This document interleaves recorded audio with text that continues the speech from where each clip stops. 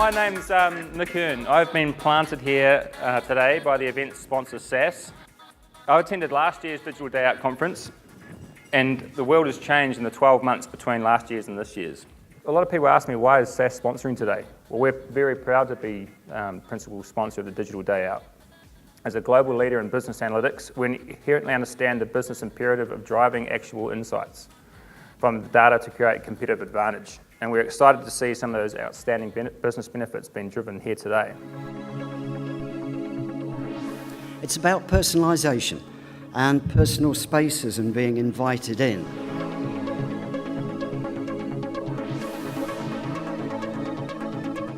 We should always be in experimental mode. Nothing is fixed, it's fluid. As the social and digital space changes for everyone in the room, and there are no rules except to win. You know, you're faced with this idea that people are actually moving to self-service channels, but they're still a bit nostalgic about this idea of a personal relationship. The other question I guess that this leads to is, are we going too far?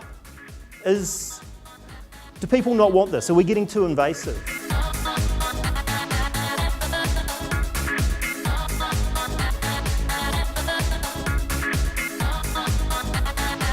It's time to set up the game or the challenge that's the core of the experience. You need to define your objectives and your audience and design the mechanics of the experience in both the physical and digital spaces.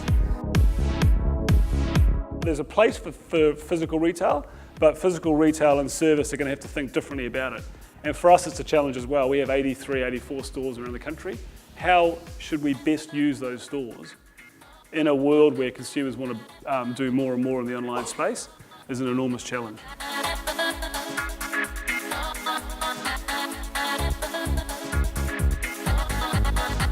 And the funny thing is, when you look at a category like shopping and classifieds in the UK, you'll have top 50 retailers.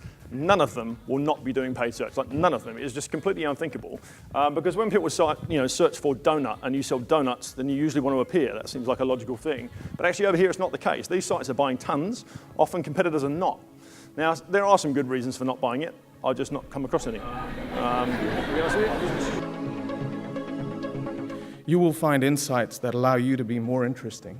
And as a result of being more interesting, rather than trying to force your way into my world, consumers will invite you in.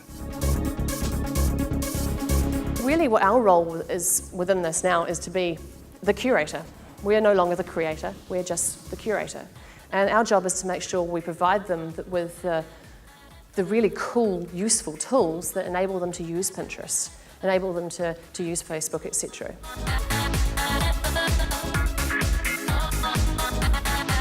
Was social media a factor in either of your divorces? Best question of the day gets the cider.